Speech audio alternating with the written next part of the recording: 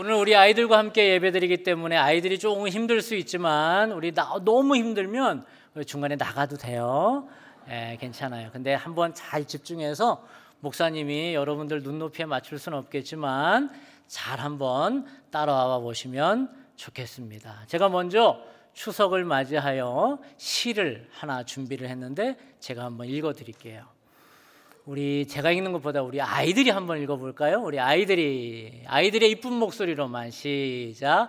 너도 나도 집을 향한 그리움으로 둥근 달이 되는 한가위, 우리가 서로를 바라보는 눈길이 달빛처럼 순하고 부드럽기를, 우리의 삶이 욕심의 어둠을 걷어내 좀 더 환해지기를, 모난 미움과 편견을 버리고 좀 더 둥그러지기를 두 손 모아 기도하려니, 하늘보다 내 마음에 고운 달이 먼저 뜹니다.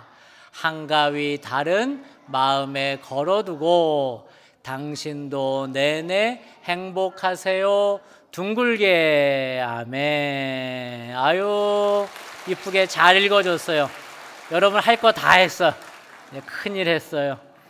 추석 여러분 연휴를 여러분 잘 보내고 계셔요? 우리 아이들도 추석 되니까 좋아요? 네, 좋아요. 우리 추석이 되는 것 우리 아이들만 좋은 게 아니라 우리 어른들도 좋지요. 이 추석의 기원은 삼국시대로 거슬러 올라갑니다. 한마디로 옛날부터 있었던 우리 고유의 명절이라는 겁니다.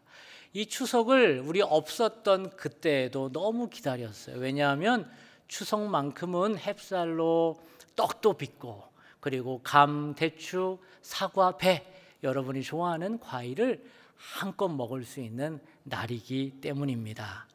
그런데 이런 추석과 같은 명절이 되면 믿는 가정은 조금 어려움을 겪기도 했어요. 아니, 지금도 그런 가정이 있어요. 왜냐하면 다른 안 믿는 가정과 만나서 제사를 지내는 문제 때문에 조금 어려움을 겪었고 지금도 겪고 있는 가정이 있습니다. 그래서 오늘 설교를 이렇게 좀 출발하려고 합니다. 우리는 명절 때마다 음식을 차려놓고 제사를 지내는 풍습을 어떻게 우리가 바라봐야 할까요? 라는 것입니다. 우리가 전통 예법으로 알고 있는 이 제사 제도는 사실 고조선, 옛날부터 고조선의 태동과 함께 우리에게 내려온 것이 아니라 사실 조선시대에 백성들을 통치하기 위해서 우리 지도자들이 백성들을 통치하기 위한 수단으로 이 제사 제도를 활용했다라는 거예요. 즉 제사 제도는 죽은 부모를 기억하며 효를 다하는 개념보다는 백성들을 신분별로 차별을 두고 그 차별 문화를 이용해서 백성들을 통치하려고 했던 그러한 제도라는 거예요. 예를 들면 이렇습니다. 사람이 죽으면 가족들은 그를 기리기 위해서, 우리 부모님이라고 생각해 봅시다. 부모님을 기억하기 위해서 100일 만에 무슨 제사를 드리냐면은 부제라는 제사를 드려요. 우리 아이들 한번 나와서 어렵지만 개념을 알면 어렵지 않아요? 네, 여러분 잘 참아줘요. 100일 만에 드리는 이 제사가 있어요. 무슨 제사라고요? 부제라는 거예요. 이 부제는 왜 드리냐면은 99일까지 사람이 죽으면 홀령이 구천에 떠돌아다닌다고 믿었어요. 그래서 전설의 고향, 우리 아이들 알아요? 전설의 고향? 그거 보면은 너 나한테 왜 그랬니? 이러면서 이제 떠돌아다니면서 귀신으로만 머무는 시간이 있다라는 믿었어요. 며칠까지? 99일까지. 그런데 100일째 무슨 제사? 아까 말씀드린 부제, 부자가 합할 부자예요. 부제를 드리면 그제서야 우리의 부모가 조상신이 된다고 믿어요. 그래서 조상신이 돼서 그때에 우리 가정에게 복을 준다고 믿는 거예요. 그러면 이 제사를 드려야 돼요? 안 드려야 돼요? 드려야 된다고 믿은 거예요. 그런데 문제는 조선시대에는 유교를 통치 이념으로 이 100일째 되는 날 지내는 무슨 제사? 부제를 아무나 지내지 못하게 만들었다는 거예요.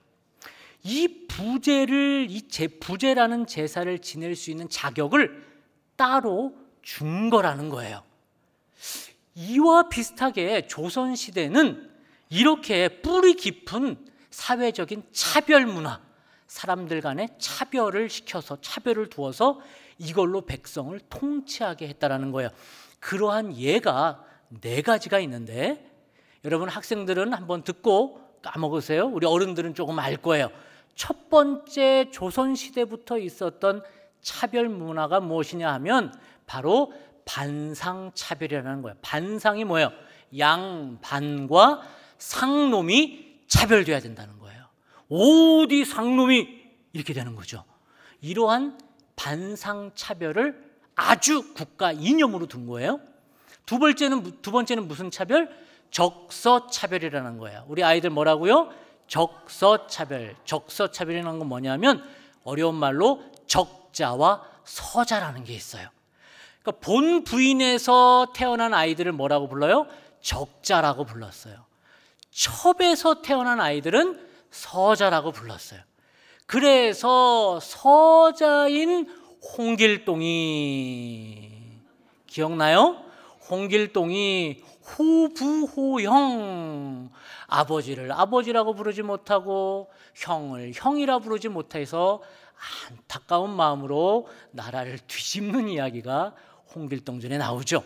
이러한 적서차별이 나라에서 아예 대놓고 장려를 해요. 세 번째는 무슨 차별? 처첩 제도가 있어요. 본처와 돈 많은 사람들은 누구를 사요? 첩을 거느리게 국가가 방임했어요. 네 번째는 무슨 차별? 남존여비. 남자는 존귀하고 여자는 비천하다. 이러한 내용을 나라에서 아예 공공연하게 이끌었다는 거예요.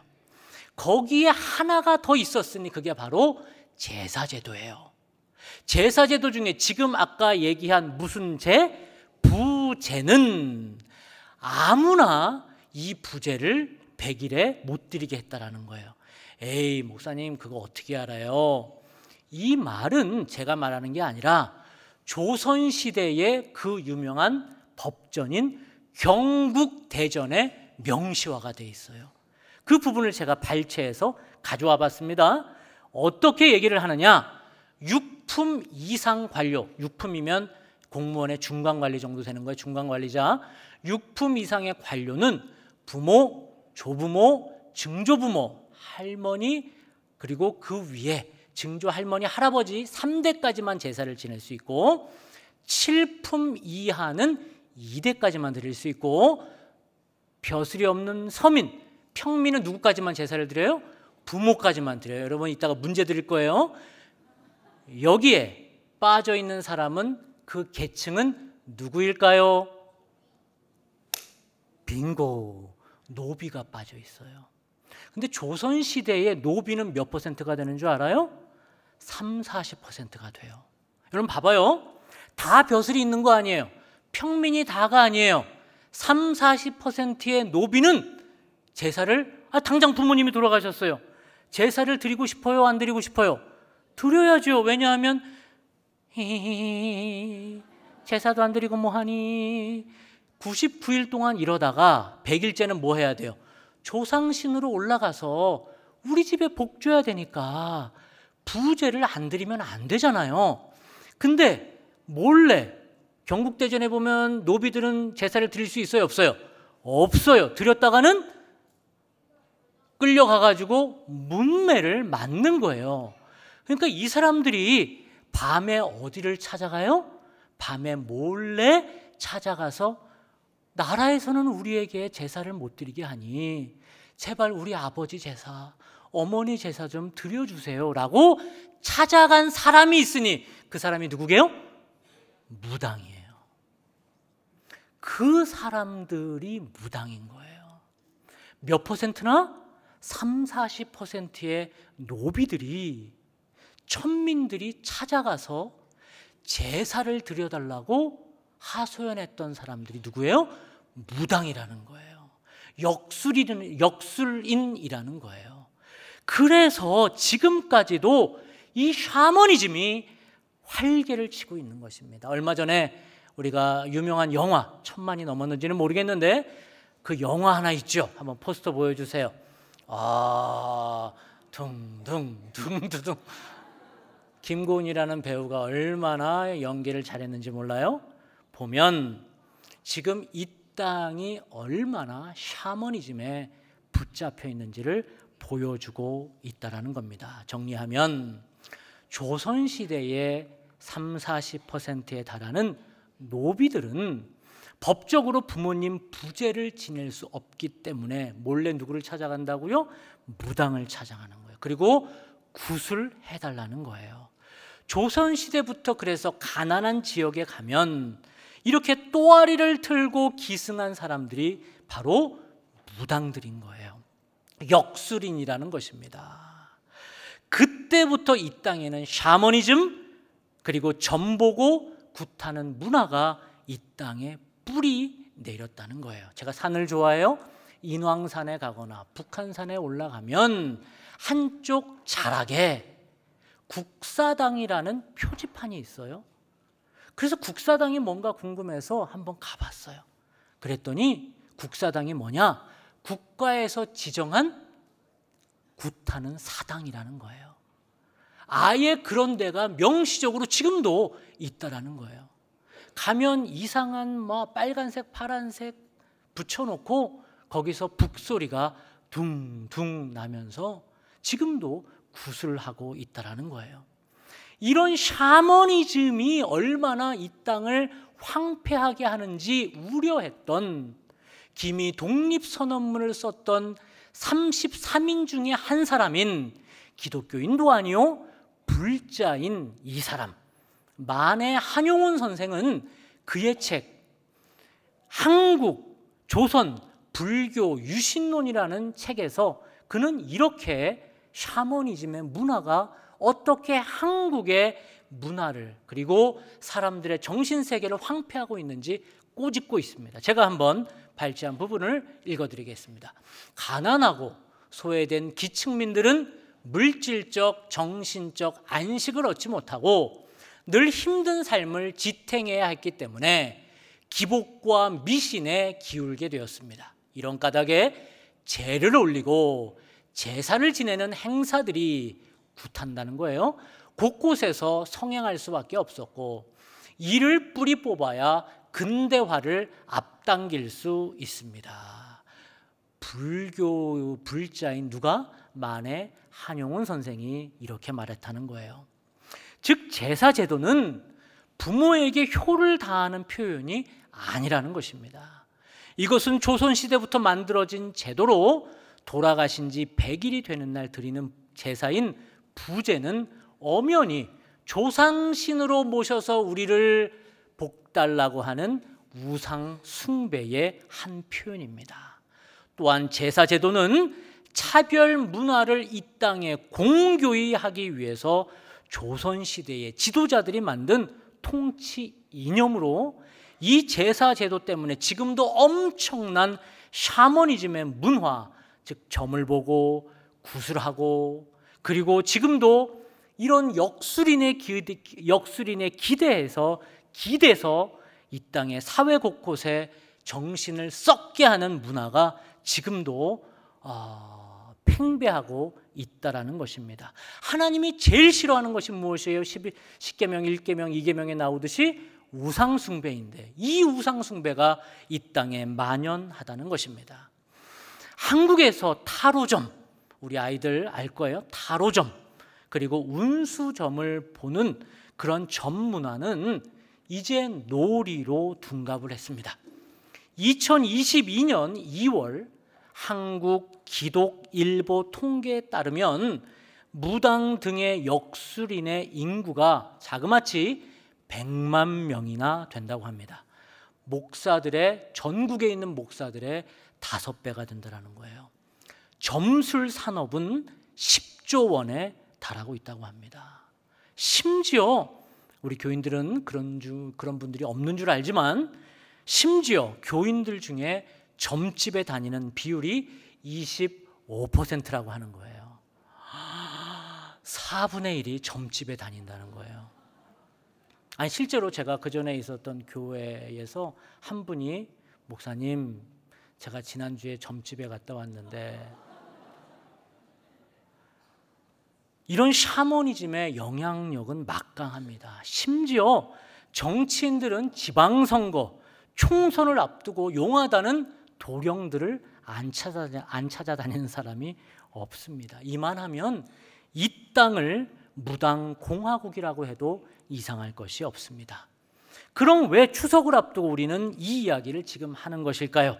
그것은 바로 오늘 본문에서 바울이 우려했던 마음이 우리에게도 전해지기 때문입니다. 바울은 로마서를 쓸 때의 사역의 마지막 시간을 보내고 있습니다. 바울은 로마에 꼭 가고 싶었습니다. 왜냐하면 예수님을 더욱 빠르고 능률적으로 전하려면 시골보다는 도시가 효과적이라고 생각했기 때문입니다. 그래서 그는 1차, 2차, 3차 전도 여행에 주로 도시를 찾아다니면서 전도를 했던 것입니다.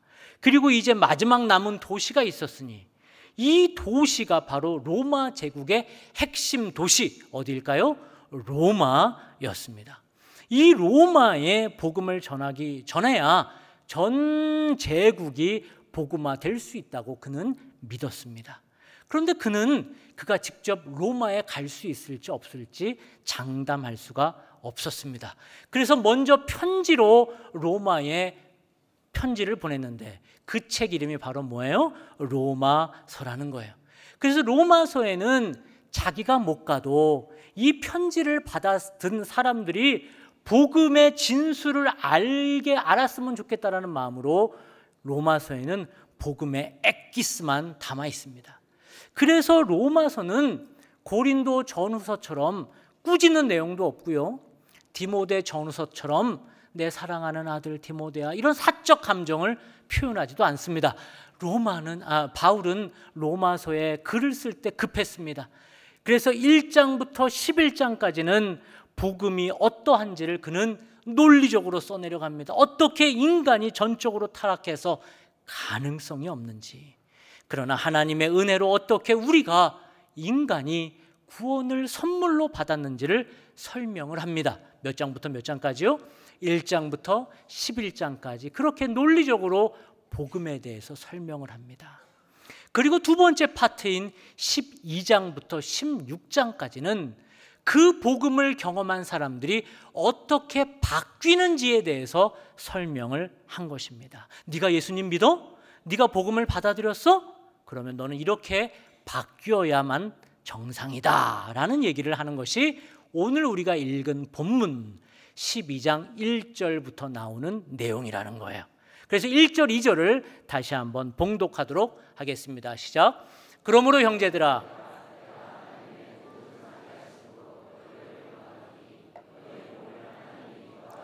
거룩한 산 제물로 드리라.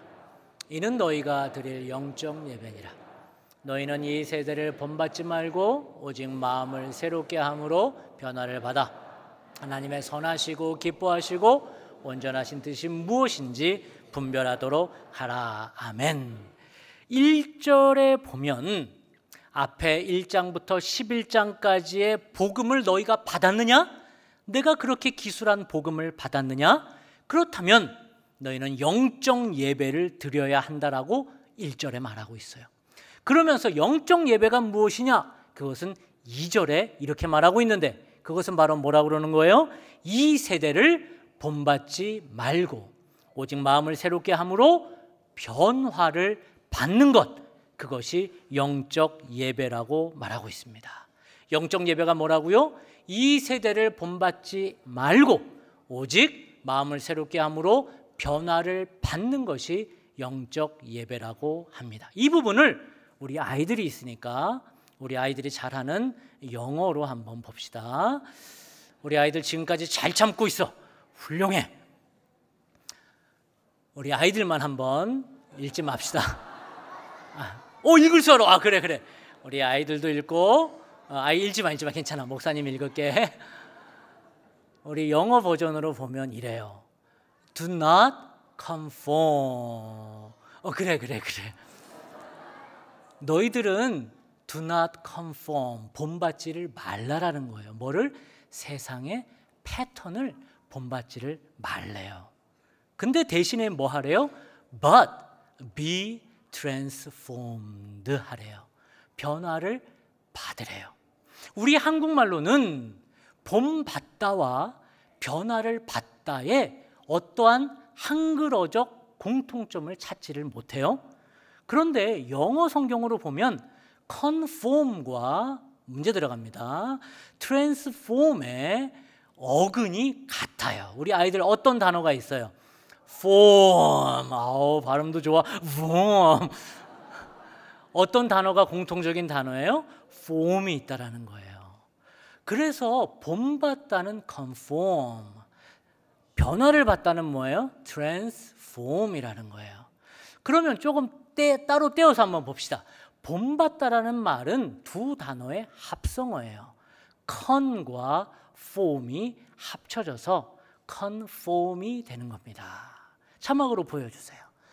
con과 form이 합쳐진 거예요. con이 뭐예요? 함께라는 거예요. co-worker, co-existence. 그렇죠? 함께라는 거예요. 그러면 form이 뭐예요? form. 여러분 폼으로 좀 만들어 와봐. 이런 폼으로 해야지. 어떤 거예요? 틀이라는 거예요. 어떤 양식이라는 거예요. 세상에 만들어준 기준이 있다라는 거예요. 그런데 con이 붙었어요. con이 뭐예요? 모든 사람이 함께 뭐 하는 거예요? 그 기준에 들어가려고 아둥바둥 하는 게 세상을 본받는 거예요. 세상이 주는 기준이 있어요. 우리 아이들 이렇게 키워야 된다. 적어도 가장이라면 이 정도의 연봉이 있어야 된다. 적어도 50대면 이 정도의 차는 타야 된다. 이렇게 나름의 기준을 세상이 계속 던져주는 거예요. 그런 폼을 던져주면 어떻게 해요? 함께 머리를 맞대고 그 안에 들어가려고 아둥바둥하는 삶을 본받는 삶이라고 그러는 거예요. 에이, 우리 애들 돈 안 되는 문과에 왜 보내? 이과에 보내야지. 에이, 고3 때 무슨 교회를 가게 해? 학원에는 가야지. 고3 때는 학원만 다녀. 1년만 쉬어. 그리고 너 마음대로 교회 가게 해줄게. 에이, 누가 요즘에 영끌해서 집을 안 사? 빨리 영끌해서 집을 사. 누가 저 용하다는 박수무당을 안 찾아가니? 나랑 같이 가자. 다 가. 예수 믿어도 다 무당집 가더만. 가서 부적 하나만 가져와. 부적 가지고 남편 버개에다가 탁 넣어줘. 그러면 다음에 승진 따놓은 당상이야. 다 그렇게 해. 다 그런 폼에 맞춰서 들어가려고 아둥바둥 살아. 왜 너만 유별나? 이렇게 세상은 계속해서 그 틀 안에 우리를 머리를 디미르라고 하는 거예요. 너 혼자만 살아. 왜 남을 위해서 그렇게 바빠? 왜 남의 아픔까지 돌아볼 여력이 어딨어? 너 혼자만 잘 먹고 잘 살면 되지. 우리 애들 밝고 성공해야 돼 라는 얘기를 학교에서부터 배우는 거예요. 이게 바로 컨폼이라는 겁니다. 세상이 그 틀거리를 주고 머리를 맞대고 그 안에 들어가려고 하는 거예요. 그러나 바울은 뭐라고 합니까? 트랜스폼 하라고 합니다. 트랜스폼 역시 두 단어의 합성어입니다. 트랜스와 폼이에요. 역시 폼, 틀거리가 우리에게 줘요. 근데 트랜스 하라는 거예요. 트랜스를 우리 50대, 60대 이상의 어르신들은 일본의 일본어로인 이 단어가 더 편합니다. 뭐예요? 도란스. 도란스가 이거예요. 도란스가 뭐예요? 미국에서 이제 고데기 너무 오래된 단어다. 뭐 이런 뭐죠 드라이기 사와요. 근데 바로 꽂으면 어떻게 돼요? 푸식 타버려요. 뭐가 있어야 돼요? 도란스가 있어야 돼요. 도란스에 꽂아야 돼요. 왜 그 도란스라고 불러요? 110에서 220으로 혹은 220에서 110으로 바꾸어 주기 때문에 그래요. 그럼 트랜스라는 말이 뭐예요? 바꾸다라는 거예요. 뒤집다라는 거예요. 엎어버리다라는 얘기예요. 여러분, 우리가 변화를 받는다는 얘기는 뭐예요? 세상에 주어지는 틀이 있어요. 너희들 학원에 적어도 4개는 다녀야 돼 라고 세상이 주어져요. 너희들 엄마 아빠한테는 짜증내도 돼, 사춘기잖아, 세상이 주는 거예요. 이런 틀, 어떻게 하면 애들을 성공시켜야 하나? 학원은 여기에 다녀야 한다. 이게 끝나면 중학생 때는 여기 보내고 고등학교 때는 여기 보내고, 그래서 우리 아이들 세상에 돈 잘 버는 기계로 만들어야 된다라고 세상이 계속 주입해주는 그 틀을 뭐 하는 거예요? 발로 차버리는 거예요. 뒤집어 버리는 거예요. 완전히 바꾸어 버리는 거예요. 그게 바로 변화를 받는 삶인 줄 믿으시기 바랍니다. 우리 교회에 아주 이쁜 학생이 있습니다. 늘 엄마와, 지금 보니까 이 공간에 와 있는데 늘 엄마와 함께 금요 기도에 나오는 아이예요. 나오는데 이 엄마가 이제 금요 기도회가 끝나면 보통 우리 음악을 틀어놓고 자유롭게 기도하시다가 귀가하시게 이렇게 하죠. 근데 이제 어느 정도 음악을 틀어놓고 기도하다가 엄마가 옆구리를 쿡 찌르면서 야야 가자 이제 그렇게 얘기를 합니다. 그러면 이 딸은 엄마, 좀 더 이따 갈 거예요. 엄마 먼저 로비에 좀 계세요. 나 좀 기도 좀 하다 갈게요. 그렇게 얘기를 해요. 처음에 저는 그 아이가 오길래 엄마의 열정이 대단하구나. 엄마가 억지로 끌고 오는구나. 왜냐하면 제가 어렸을 때 그랬으니 그 아이도 엄마에게 끌려오는구나 생각을 했는데, 얘기를 지난주에 하면서 저는 놀랐어요. 지금 말씀드린 것처럼 이 아이에게는 영적 열망이 있는 거예요. 엄마, 예배 시간에 하나님 말씀이 너무 재밌어. 이런 얘기를 하는 거예요. 이제 이 엄마도 신앙이 뜨거워진 지가 얼마 안 되셨어요. 그래서 지난 학기에 우리 중급반, 고급반에 보면 성경 공부 주기도문이라는 클래스에 이 엄마가 들어갔다 오셔서 저녁마다 하는 그 클래스에서 공부를 하시고 너무 은혜를 받으시니까 딸한테 얘기를 했대요. 야야야, 나 오늘 가서 이런 거 배웠어. 너무 은혜가 되더라. 이런 얘기를 딸한테 한 거예요. 그랬더니 이 딸이 듣고 나서 간절하게 엄마, 나도 다음 학기에는 같이 가면 안 돼? 이렇게 얘기를 하는 거예요. 그랬더니 엄마가 이 딸한테 야, 너 학교 숙제 다 하고 그리고 다음 날 학교 갈 준비하려면 다 씻고 그리고 가려면 가라 그랬더니 자기 그렇게 하겠다는 거예요.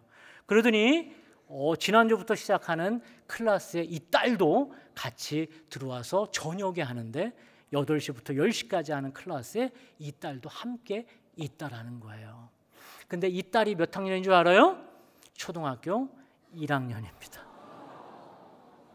이렇게 영적인 열망이 있는 우리 아이가 있는 거예요. 이 아이가, 우리 교회 학교가 얼마나 우리 아이들 영성 훈련을 잘 시켜요? 큐티를 하게 하는 훈련을 하는데 그 큐티 마지막 부분에 교회를 위한 기도를 적는 난이 있나 봐요. 그러면서 너무 기도가 이뻐서 담당 목사님이 제게 사진을 찍어서 보내왔어요. 그래서 제가 이 부분을 당사자에게 허락을 받고 올리는 거예요. 제가 임의대로 올리는 거 아니고 당사자에게 허락을 받았어요. 어떻게 기도 제목을 적었는지 보면 이경희 담임 목사님이 우리 교회를 이끌 때 힘들지 않게 해주세요. 아니, 초등학교 1학년짜리가 저를 언제 봤다고. 이렇게 이쁜 기도를 하고요. 또 유바디 교구에 있다 보니까 오상임 목사님 아들이 이제 잘 성장하기를 원하는 마음으로 이렇게 기도해요. 오상임 목사님이 아들을 키우는데 지치지 않게 해주세요. 얼마나 이쁜지 몰라요. 우리 이 자리에 와 있는데 우리 그 학생을 위해서 격려의 박수 한번 합시다. 여러분, 비단 이 학생뿐이겠습니까? 오늘 함께 나와서 이렇게 멋지게 찬양한 친구들, 그리고 우리 주변에서 이렇게 맨 앞자리에서 너희들 어떻게 안 떠들고 그렇게 예배를 잘 드리니?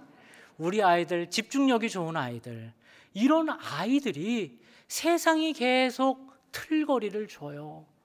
틀거리를 주고 너도 머리 뒤밀어, 너도 여기로 들어가야지, 그 좁은 틀에 너희도 빨리 와서 들어가 라고 말하는 틀거리를 컨폼하지 않고, 이들이 이런 거 필요 없어, 나는 돈이 없어도 괜찮아, 나는 성공 따위 필요 없어, 나는 하나님의 말씀이면 돼 라고 나가는 아이들이 될 줄 믿습니다.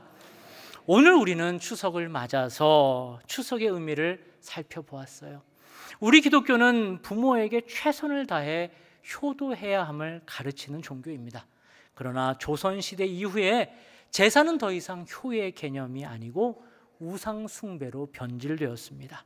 제사 제도는 우리 부모를 조상신으로 만드는 것을 넘어서서 사회적 차별 문화를 공교했습니다. 더 나아가서 이 제사 제도로 인해서 이 땅엔 샤머니즘의 문화, 점과 무당과 귀신과 역술인이 드러나는 이 땅이 되어버렸습니다. 그러나 우리 하나님의 사람들, 우리 아이들이 있다면 이제는 세상이 주는 그런 틀, 그 안에 서로 머리를 뒤밀고 들어가려는 것이 아니라 이제는 그 틀거리를 멋지게 걷어찰 수 있는 우리 아이들이 될 줄 믿습니다. 그래서 세상은 계속해서 돈 버는 기계로 우리를 전락시키지만, 그 만무니즘에 빠져서 살게 하지만 우리는 그것이 없어도 괜찮다. 우리는 하나님 말씀만 있으면 된다. 오직 나와 내 집은 여호와만 섬기겠다고 말하는 우리 모든 수원성 식구들이 되시기를 주님의 이름으로 축복합니다. 이 시간 우리 아이들이 옆에 있다면 아이들의 손을 한번 잡아봅시다. 그리고 우리 아이들 중에 머리에 손을 얹고 기도할 수 있는 부모들이 있다면 머리에 손도 한번 얹어봅시다. 그러면서 이 시간에 기도할 때에 혹시 아이들이 없거나 홀로 오신 분들은 우리 자라나는 아이들을 위해서 한번 기도합시다. 그래서 하나님께서 우리 아이들을 통해서 이 땅을 어떻게 바꾸실지 트랜스폼하는 우리 아이들이 될 수 있도록 우리 같이 통성으로 기도하는 시간 갖겠습니다. 기도하겠습니다. 살아계신 하나님, 이 시간 하나님께서 주신 은혜 가운데 우리 아이들이 자라기를 원합니다. 하나님, 우리 아이들이 믿음의 사람들 되게 하여 주시옵소서. 우리 아이들이 세상의 틀과 세계관과 가치관을 과감히 발로 찰 수 있는 아이들이 되게 하여 주시옵소서. 그래서 우리 아이들이 하나님의 자랑이요 미래의 희망이 되게 하여 주시옵소서. 각 가정이 우리 아이들로 인하여서 하나님을 더욱더 단단히 믿게 하여 주시고, 하나님께서 허락하신 믿음의 가정, 우리 아이들이 우리 다음 세대의 소망이요 다음 세대의 기둥이 될 수 있도록 도와주시옵소서. 그렇게 하실 하나님께 감사드리며 예수님 이름으로 기도합니다. 아멘. 하나님, 여기 세상을 본받지 않고 세상을 변화시키는 가정들이 있습니다. 우리 아이들이 있습니다. 이들을 통해 이 땅이 하나님 나라 되게 하옵소서. 주님의 영광이 드러나게 하옵소서. 예수님의 이름으로 기도합니다. 아멘.